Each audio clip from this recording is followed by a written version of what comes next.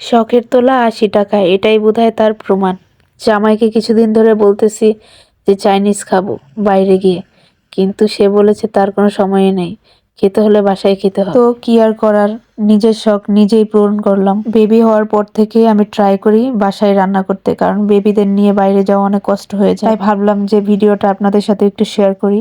প্রথমে আমি এখানে ফ্রাইড রাইস রান্না করার জন্য পেঁয়াজের কুচি আর রসুনের কুচি ব্রাউন কালার করে নিব। এখন আমি এখানে গাজর কুচি, ক্যাপসিকাম কুচি আর বরবটি কুচি অ্যাড করে দিচ্ছি। আমি এগুলোকে হাফ সিদ্ধ করে নিয়েছিলাম যাতে এগুলোর কালারটা সুন্দর থাকে, কারণ এগুলো ডিরেক্ট তেলে ছেড়ে দিলে এগুলো কালার নষ্ট হয়ে যায়। এটা কিন্তু আপনাদের জন্য একটা টিপস, অনেকে এটা জানেন না। আমি যেহেতু এর আগে অনেকবার রান্না করেছি তাই আমার এক্সপিরিয়েন্স হয়েছে। তারপরে এখানে আগে থেকে ভেজে রাখা ডিম দিয়ে দিলাম। আমার আজকের ফ্রাইড রাইসটা কিন্তু আমি শুধুমাত্র ভেজিটেবল দিয়ে আর ডিম দিয়ে করেছি, কোনো চিকেন অ্যাড করিনি। তারপর আমি এখানে রাইসটা অ্যাড করে দিচ্ছি। রাইসটা আমি রাইস কুকারে রান্না করে নিয়েছিলাম, এর জন্য এত সুন্দর পারফেক্ট হয়েছে। তারপরে এখানে আমি অল্প একটু সয়া সস অ্যাড করে দিব। রাইসটা রান্না করার সময় আমি পরিমাপ মতো লবণ দিয়েছিলাম, আর সবজির মধ্যেও পরিমাপ মতো লবণ দিয়ে দিয়েছি, এই জন্য আমি আর এক্সট্রা ভাবে কোনো লবণ অ্যাড করিনি এখানে। এবার আমি এখানে একটুখানি টমেটো সসও অ্যাড করে দিব, এতে টেস্টটা পারফেক্ট আসবে। অনেকে অনেকভাবে রান্না করে, আমি এভাবে রান্না করি কারণ আমি অতিরিক্ত ভারী মশলা খেতে পারি না, আমার হাজবেন্ডও খেতে পারে না, এতে আমাদের গ্যাস হয়ে যায়। আর আমি সবসময় লাইট মশলা দিয়ে খাবার খেতে পছন্দ করি। এটা যেহেতু চাইনিজ রেসিপি তাই আমি অল্প উপকরণ দিয়ে রান্না করেছি। এই তো তারপর ভালোভাবে নেড়ে আমি ফ্রাইড রাইসটা কমপ্লিট করে নিলাম। তারপরে এখানে চিকেন ফ্রাই করার জন্য আমি একটা বোলের মধ্যে চিকেন নিয়ে নিয়েছি। এখানে দিয়ে দিচ্ছি পরিমাপ মতো মরিচের গুঁড়া, তারপর দিয়ে দিচ্ছি লবণ, তারপর এখানে অ্যাড করে দিচ্ছি আদা রসুন বাটা। আদা রসুন বাটাটা অল্প পরিমাণেই দিব, যেহেতু আমি মুরগির পরিমাপটা অত বেশি নেইনি, মুরগি আমি কমে নিয়েছি। তারপরে এখানে আমি অল্প একটু সয়া সস দিয়ে দিব। সয়া সসটা অল্প দেওয়ার কারণ আমি এখানে লবণ অ্যাড করেছি, সয়া সসে লবণ আছে যেহেতু তাই সয়া সসটা কম দিয়েছি। এখন আমি এখানে একটা ডিম ভেঙে সেটার অর্ধেক দিয়ে দিব। তারপর এটাকে ভালোভাবে মাখিয়ে ম্যারিনেট করে রেখে দিব আধা ঘন্টার জন্য। তারপরে এখানে ময়দা আর কর্নফ্লাওয়ার আর একটু লবণ ভালোভাবে মিক্স করে নিয়েছি। এখন গিয়ে আমি চিকেনটাকে কোটিং করে নেব। ভালোভাবে এখানে কোটিং করতে হবে, ভালোভাবে চেপে চেপে যদি কোটিং করি তাহলে এটা খেতে বেশি মজা হবে, বেশি ক্রিস্পি হবে। সবগুলো চিকেনই আমি এভাবে ময়দায় কোটিং করে নিব। তারপর আমি একটা কড়াইয়ে পরিমাপ মতো তেল নিয়ে তেলটা গরম করে নিয়েছি। এখন এখানে চিকেনগুলো ছেড়ে দিয়ে একটা একটা করে ভেজে নেব। এই চিকেনগুলো হতে আমার 15 থেকে 20 মিনিট সময় লেগেছে।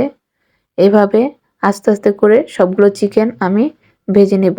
প্রথম দিকে অবশ্যই 1 মিনিট পর্যন্ত একদম হাই হিটে জাল করে তারপরে একেবারে লো করে দিতে হবে যতক্ষণ না চিকেনটা হচ্ছে, না হলে দেখা যাবে চিকেনটা উপর দিক দিয়ে একদম পুড়ে যাচ্ছে আর ভিতরে কাঁচা রয়ে গেছে। লো হিটে ভেজে নিব।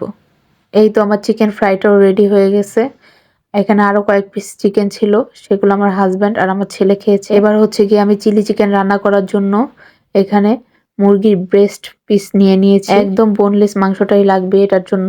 এই তো এখন এখানে লবণ, মরিচের গুঁড়া এবং আদা রসুন অ্যাড করে দিলাম। তারপরে এখানে অল্প একটু সয়া সস, তারপর এখানে একটু ডিম, যতটুকু বাকি ছিল অর্ধেক ডিম সেটা আমি দিয়ে তারপর এটাকে একটু কর্নফ্লাওয়ার আর একটু ময়দা এটা দিয়ে ভালোভাবে মাখিয়ে নিব। এমন ভাবে মাখাতে হবে যাতে প্রত্যেকটা মাংসের গায়ে মশলাগুলো ভালোভাবে লেগে থাকে।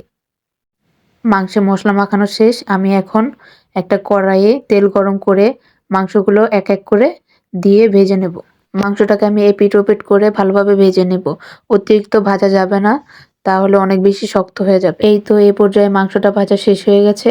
এখন আমি এখানে একটু পেঁয়াজের কুচি, একটু রসুনের কুচি নিয়ে তেলে পেঁয়াজ রসুনের কুচিটা বাদামি কালার হয়ে আসলে আমি এখানে পেঁয়াজ এবং ক্যাপসিকাম স্লাইস করে রেখেছিলাম, মানে কিউব করে রেখেছিলাম, সেটা অ্যাড করে দিব এবং এটাকে একটু তেলের মধ্যে ভেজে নিব। এখন এখানে অল্প পরিমাণে সয়া সস এবং একটু বেশি করে টমেটো সস দিব, যেহেতু এটা চিলি চিকেন, টমেটো সসটা অনেক বেশি দিতে হবে। তারপর আমি এখানে মরিচের গুঁড়ো দিয়ে দিব, আমি অল্প অল্প করে অ্যাড করে অনেকগুলো মরিচের গুঁড়াই অ্যাড করেছি এখানে।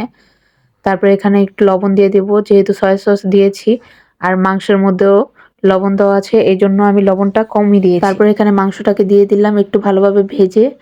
তারপর আমি এখানে 2 চামচ কর্নফ্লাওয়ার পানির সাথে গুলিয়ে এর মধ্যে দিয়ে একটু নেড়ে চেড়ে নিয়েছি। তারপর শেষে একটু চিনি অ্যাড করে দিয়েছি, কারণ চিনিটা দিলে টেস্ট একদম পারফেক্ট আসবে। আর হ্যাঁ, আমি কিন্তু এখানে একটু টেস্টিং সল্টও অ্যাড করেছিলাম। টেস্টিং সল্টটা দিলে আপনারা এটার পারফেক্ট টেস্ট পাবেন, আপনারা অবশ্যই দিবেন। যাই হোক, প্রত্যেকটা খাবারের টেস্ট ভালো ছিল। আজকে এই পর্যন্তই, দেখা হবে নেক্সট ভিডিওতে। আল্লাহ হাফেজ।